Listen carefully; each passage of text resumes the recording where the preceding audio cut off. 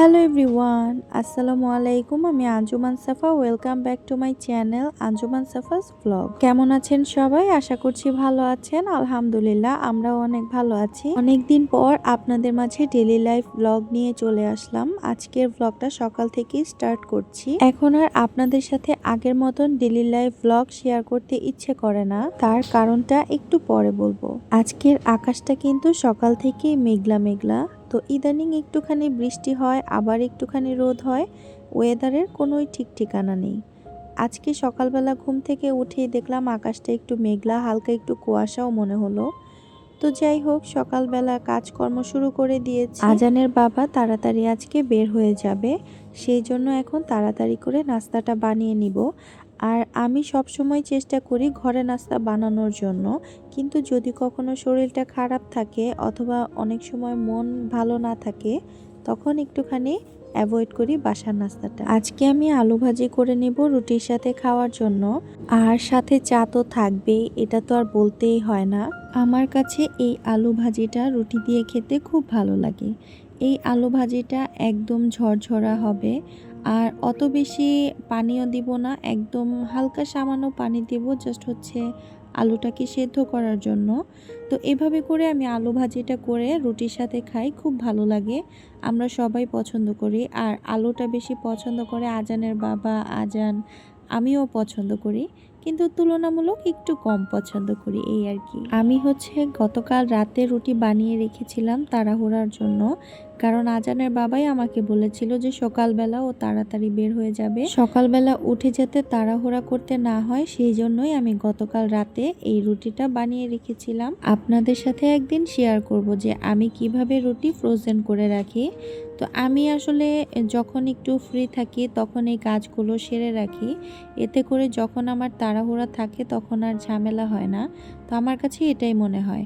যেমন আমি ধনেপাতাটাকেও কুচি করে তারপর একটু ডিপ ফ্রিজে সংরক্ষণ করে রাখি, এতে করে দেখা যায় যে যখন আমার প্রয়োজন হয় তখন আমি ঝটপট করে ফ্রিজ থেকে নামিয়ে আমি হচ্ছে তরকারি, ভাজি বা যে কোনো জায়গায় আমি ধনেপাতা ইউজ করব, তখন আমি ধনেপাতাটাকে উপরে একটুখানি ছিটিয়ে দিতে পারি, এতে করে আমার তাড়াহুড়ো করতে হয় না অথবা আমার কষ্ট হয় না।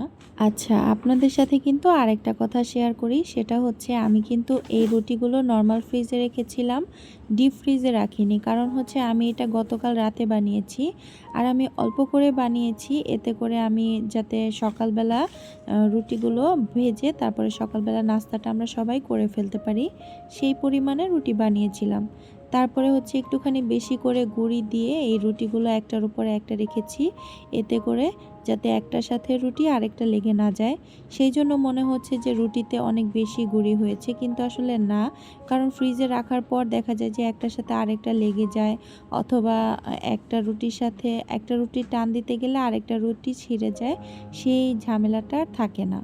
এখন হচ্ছে আজানের বাবাকে নাস্তা দিয়ে দিব, ও হচ্ছে নাস্তা খেয়ে বের হয়ে যাবে। আমি, আজান আর আফিফা আমরা পরে নাস্তা করব।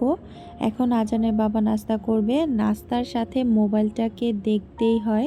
এই অভ্যেসটা খুবই বাজে একটা অভ্যেস, এই অভ্যেসটা অ্যাভয়েড করা উচিত, কিন্তু আমি অনেক বললেও আজানের বাবা শোনে না। প্রায় দুপুর হয়ে এলো, এখন হচ্ছে একটুখানি রান্না করব। আর আজকে আমি পোয়া মাছ রান্না করব, আমার সব থেকে প্রিয় মাছ।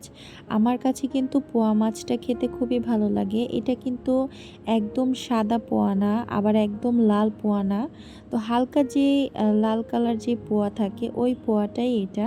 আমার কাছে এই পোয়া মাছটা খুব ভালো লাগে। আচ্ছা, রান্না করতে করতে আপনাদের সাথে একটা কথা শেয়ার করি। আমি আপনাদের ভিডিওর শুরুতেই বলেছিলাম যে এখন আর আপনাদের সাথে ব্লগ শেয়ার করতে ইচ্ছে করে না। এই কথা বলার কারণটা এখন আমি আপনাদের সাথে শেয়ার করছি। আসলে এই ভিডিওগুলো অনেক কষ্ট করে তৈরি করি শুধু আপনাদের জন্য। যখন আপনারা অবসর সময়ে আপনারা মোবাইল দেখেন, অথবা আপনারা কোনো কাজ শিখতে যান, অথবা কোনো রান্না শিখতে যান, তখন হয়তোবা আপনাদের এই ভিডিওগুলো কাজে লাগে, অনেক উপকার হয়। তো আপনারা এই ভিডিওগুলো দেখেন 5 থেকে 10 মিনিটের একটা ভিডিও, কিন্তু এই ভিডিওর মধ্যে যে কত পরিশ্রম করতে হয়। আমি কিন্তু এই রান্নাটা আপনাদের দেখিয়েছি মাত্র 3 মিনিটের একটা ভিডিওতে, কিন্তু আমার এই রান্নাটা করতে প্রায় 1.5 ঘন্টা সময় লেগেছে। মাছ কাটা থেকে ধোয়া থেকে শুরু করে একদম তরকারি রান্না পর্যন্ত, পরিষ্কার করা পর্যন্ত আমার প্রায় 1.5 ঘন্টার উপরে সময় লেগেছে। তো এই ভিডিওটা আমি ছোট করে আপনাদের সাথে শেয়ার করেছি। এই যে এতগুলো সময় আমি এত যত্ন করে ভিডিওটা করলাম, ভিডিওটা করার পর ভিডিওটাকে এডিট করা, তারপরে সুন্দর করে আপনাদের সাথে ভয়েস দেয়া, এই ভয়েসের মাধ্যমে এই ভিডিও ডিটেলস আপনাদের সাথে শেয়ার করা, এই এত কষ্টের পরেও আপনাদের যখন এই সুন্দর করে একটা ভিডিও আপনাদের সাথে শেয়ার করি, আপনাদের মাঝে প্রেজেন্ট করি, আপনারা কি করেন এই ভিডিওটা শুরু থেকে শেষ পর্যন্ত দেখেন। অনেক উপকার হয়, আবার অনেকের উপকার হয় না, কিন্তু বেশিরভাগ মানুষ দেখে আপনারা চলে যান, কিন্তু আমার চ্যানেলটাকে সাবস্ক্রাইব করেন না। আপনাদেরকে একটা কথাই বলবো, ভালোবেসে অবশ্যই আপনারা আমাকে সাপোর্ট করবেন। আমার কাজ যদি ভালো লাগে বা ভালো পরিবেশের একটা ভিডিও হয়ে থাকে, তাহলে অবশ্যই সাপোর্ট করবেন, সুন্দর সুন্দর কমেন্ট করবেন এবং আমার চ্যানেলটাকে সাবস্ক্রাইব করবেন। কারণ আপনাদের সাথে এত পরিশ্রমের মাঝে আপনাদেরকে এই সুন্দর একটা কাজ আপনাদেরকে উপহার দেওয়ার কারণ হচ্ছে একটাই, আপনারা এই পরিশ্রমের মূল্য দিবেন শুধু একটুখানি সাপোর্ট করে, এছাড়া আর বেশি কিছুই না। তো এই কারণেই আসলে বলা যে এখন হচ্ছে আপনাদের সাথে আর ডেইলি লাইফ ব্লগ শেয়ার করতে ইচ্ছে করে না, কারণ আপনাদের সাথে এই ডেইলি লাইফ ব্লগ শেয়ার করে কোনো লাভ নেই।